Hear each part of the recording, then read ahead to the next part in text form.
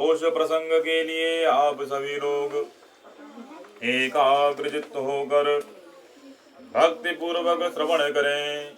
एकदा नारदो योगी परानुग्रह कांक्षया पर्यटन विविधान लोकान मृत्युलोकमुपागतः। एक समय योगीश्वर नारद जी परोपकार करने की इच्छा से अनेक लोकों में घूमते हुए मृत्युलोक में आए। वहां आकर नारद जी महाराज ने देखा वहां के रहने वाले मनुष्य अनेक प्रकार के क्लेशों से युक्त और अनेक नीच योनियों में उत्पन्न हुए तथा अपने अपने पाप कर्मों के द्वारा महान दुखी प्राणियों को देखकर नारद जी महाराज अपने मन में विचार करने लगे कि कौन से उपाय को करने से, कौन से पूजन को करने से मनुष्यों के दुखों का नाश होगा। तो नारद जी महाराज ने क्या देखा कि कोई तन दुखी, कोई मन दुखी, कोई धन बिन रहे तो दास, और थोड़े थोड़े सब दुखी सुखी राम को दास। कोई तन से दुखी है, कोई मन से दुखी है, कोई धन बिन रहे तो दास। ऐसे प्राणियों को देखकर नारद जी महाराज चिंतन भजन करते हुए भगवान विष्णु के लोक को गए।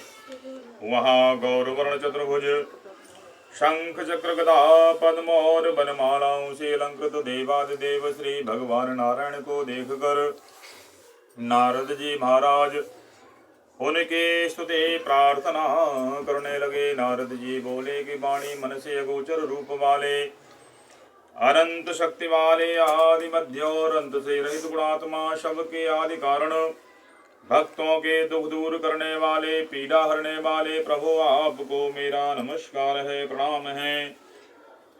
ऐसे प्रार्थना सुनकर श्री विष्णु भगवान बोले कि हे पुत्र नारद, आज तुम हमारे इस लोक में किस हेतु से पधारे? तुम्हारे मन में क्या विचार है सो मुझे बताओ, मैं तुम्हारे सभी संशयों को दूर करूंगा। तब नारद जी महाराज बोले कि प्रभु, मनुष्य लोक में रहने वाले प्राणी अनेक प्रकार के क्लेशों से युक्त और अनेक नीच योनियों में उत्पन्न हुए अपने अपने पाप कर्मों के द्वारा महान दुखी है।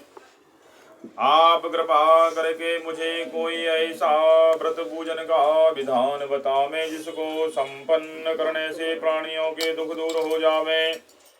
यह सुनने की मेरी इच्छा है। तब श्री विष्णु भगवान बोले कि हे पुत्र नारद, तुमने मनुष्यों के उपकार करने की इच्छा से बहुत ही उत्तम प्रश्न किया है।